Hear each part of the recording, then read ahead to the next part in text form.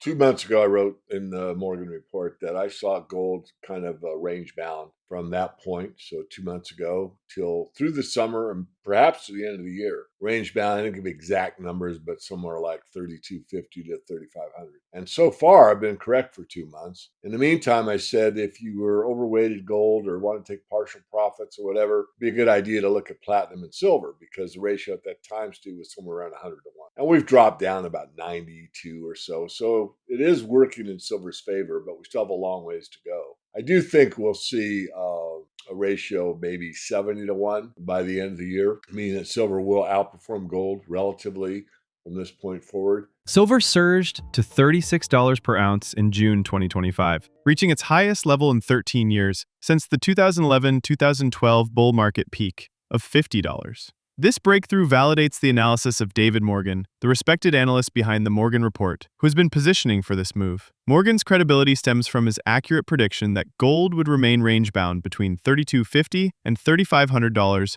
through summer and year-end. Based on this track record, his current silver outlook carries significant weight. He advises investors overweight in gold to consider silver and platinum, expecting the gold-to-silver ratio to drop from its current 91.5 to 70 to 1 by year-end. The ratio's decline from 100 to 1 to 91.5 signals silver's relative outperformance is beginning. Historically, this ratio averaged 15 to 1 when silver was monetary metal and 45 to 50 to 1 in modern times. The recent extreme readings above 100 to 1 indicated silver was severely undervalued. Silver's dual nature as investment asset and industrial commodity distinguishes it from gold. With 60% of global demand coming from industrial use, silver benefits from both investment flows and technological advancement. This industrial component provides fundamental support while making the metal more volatile during economic cycles. Morgan draws parallels to the 1970s bull market, when precious metals rallied for 10 years from 1971 to 1980. Gold rose from $35 to $850, while silver climbed from under $2 to $50. Crucially, silver lagged for most of the cycle, before surging dramatically in 1979 to 1980. Morgan sees similar dynamics playing out today. The current $36 level represents silver's highest price since 2012, suggesting the metal is finally catching up to gold's performance. Morgan continues advocating for swapping some gold holdings for silver, believing the white metal is positioned for significant gains as the precious metals bull market matures. With the gold-to-silver ratio targeting 70 to 1, silver's outperformance phase may be just beginning. Before we begin, make sure to like, share, and subscribe. 97.4% of viewers haven't subscribed. Join the 2.6% who have by hitting that button and turning on the bell icon. Silver's starting to move. I mean, gold has made a big move, as you know, Steve, and silver's kind of been lagging, as we all know. And now, 2 months ago, I wrote in the Morgan Report that I saw gold kind of range bound from that point. So 2 months ago till through the summer and perhaps to the end of the year. Range bound, I didn't give exact numbers, but somewhere like 3250 to 3500. And so far, I've been correct for 2 months. In the meantime, I said if you were overweighted gold or want to take partial profits or whatever, it'd be a good idea to look at platinum and silver because the ratio at that time, Stu, was somewhere around 100 to 1. And we've dropped down about 92 or so. So it is working in silver's favor, but we still have a long ways to go. I do think we'll see a ratio of maybe 70 to 1 by the end of the year, meaning that silver will outperform gold relatively from this point forward, but still somewhat disappointed from the aspect of, being such a silver bull, but try to take a step back and remain objective. What we saw in the biggest bull market that I lived through, which is in the 70s till 1980, it's not unusual for silver to kind of lag, and then all of a sudden just get this huge burst and do this huge spike. And that's what we saw in the 1979 to 1980 peak. And so I think we could see something similar here, Steve. So certainly I haven't given up the call to go ahead and you may swap gold for platinum or silver or both. So far is doing, paying off. Platinum was, kind of trading water 2 months ago, and now it's really outperforming gold on a from beginning of the year till now basis. So I'm happy the metals are in. And to finish with what you said, and this is extremely important. I want confirmation. And what's the confirmation? The confirmation is that money's coming into the junior mining sector. Before this interview, I was on a call, and a gentleman put out an offering to raise 12 million. They raised 17. So that tells you when it's oversubscribed like that, interest is definitely coming back into this market. That's confirmation the bull market is alive and well. Value metrics. I mean, I've been saying it for at least 6 months that the real value plays are in the top tier cash rich unhedged gold company because their metrics are showing, $1,800 gold, and now we're almost double that price. What do you think that's going to do to the bottom line? If a stock is selling, if your cost of goods, if you're looking at the widgets, the rural widgets in business school, and the widget's 2,000, and that's what your stock shows, and that actually price is 3,500. You got a lot of upside in that stock price, and that's basically the story on most major gold companies. The market has priced them as if we're getting 2,000 ounce gold, but we're not. We're getting 3,300 ounce, and so money that knows the algorithms, portfolio managers, family offices, sovereign wealth funds, you name it, are going to see that at some point. I think they've seen it, and I think you're starting to see the money flow. And that's very important because money has a mind of its own almost. I mean, it always goes where it's treated best. And in an uncertain stock market, certainly an uncertain bond market, an uncertainty about the further devaluation of all currencies, especially the dollar, the US dollar, where do you go? Where you go where the best value is. Where's that? It's gold.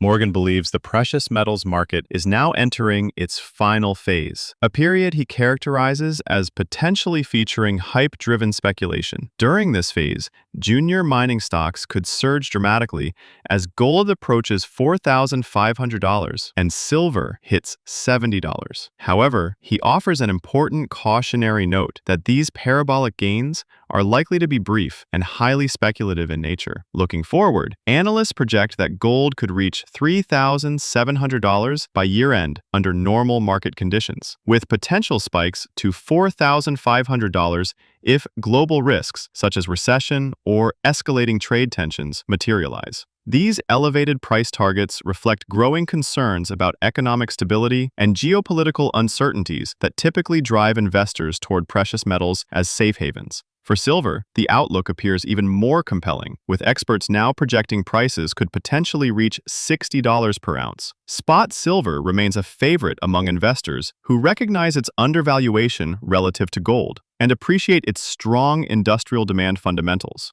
However, patience will be essential, as this substantial move may take time to develop, while the market gradually builds the momentum necessary for such significant price advancement. Let's get back to the video. Let's go back to the beginning of this bull market. And this is when we had really a 20-year bear market in gold and silver. And then we finally hit that inflection point. Gold was at 252 an ounce, and silver was under 5.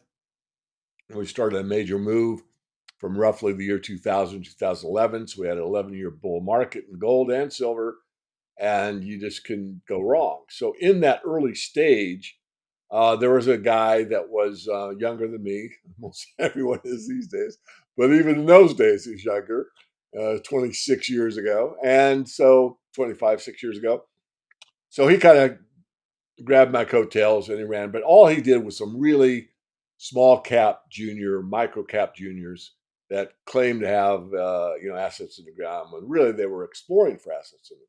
So we were comparing notes one day, and he told me that his portfolios were $7 million, and I'm like, "What? This guy's almost a teenager. Didn't really have that much capital to start with. I mean, this is incredible." But it shows you in a real strong bull market that begins, you don't have to use brain power. You just have to be in an extremely strong bull market. So he had all these juniors that on paper had gone up 10 times, 15 times, 20 times on paper. Well, then the market turned after a few years and he had all these paper profits. My portfolio wasn't even close to that. And yet, when the market turned and he had to sell, he was getting, he might have broken even. I mean, these stocks went down so quickly. So you have to know how the cycle works. So in a major cycle, at the very beginning, you can be in the juniors and do really well. that know how to sell them. They're a burning match. They're going to burn your finger if you hold them too long. Stick with the top tiers, which is what I teach for the long duration. Balance your portfolio. So I said all that to say this, Steve, because we're coming into the last leg, and the last leg it's the opposite. And at the opposite end is all these juniors. Some have merit and some don't. Is the, let's say, late to the market but good promoters will come in with these penny stocks at the top of the market and say, "Hey, we've got this exploration company in Nevada. It's the Silver State. We've got whatever." And they'll have a great story to sell, and those stocks will take off, just like at the very beginning of the market. But now it's at the very end of the market, so that's what I'll be looking for. And I may do something with that class of stocks. I may not. I've got the URL Silver Speculator, kind of still working out in my head how we could do that. David Smith and I wrote about it in the Second Chance book, How to Profit from the Coming Tsunami in Gold and Silver. But you got to be careful because the late comers, when gold's going through 4,500 the ounce and silver's up into $70, wherever we're at, people will be looking and they'll be in the fear of missing out. They're really late to the party and they don't want to be. So they'll be looking for very cheap priced gold and silver mining companies. And that will get a rush, but it won't last long. So that's a heads up. I know these markets well. I'm not perfect, but I know how to play them. And in that case, you kind of take some of the money you might have made on a blue chip that would be in my top tier and blow the money, for that 10 bagger or whatever. But you don't want to bet the farm, especially at that phase of the market. So hopefully explain that well. It's exciting. And, hopefully I could keep my logic and my composure and my objectivity because when I call the top, I'm going to be the most hated man on the planet. You're going to text me and say, "David, you lost your mind. Silver's going to 200. You're wrong to get out at 150. Gold continues to hold its ground as a core investment amid ongoing economic uncertainty, offering stability and preservation of wealth. Meanwhile, silver shows growing potential due to its unique dual role in both industrial applications and investment demand. As gold steadies near record levels, silver's upside remains compelling, especially as the gold-to-silver ratio continues to narrow, signaling relative strength in silver. Do you think silver will catch up to gold in this bull market? Let us know in the comments below. If you found this video helpful, don't forget to like, share, and subscribe to our channel for more insights on gold and silver. 97.4% of viewers haven't subscribed. Join the 2.6% who have by hitting that button. Thanks for watching, and see you in the next one.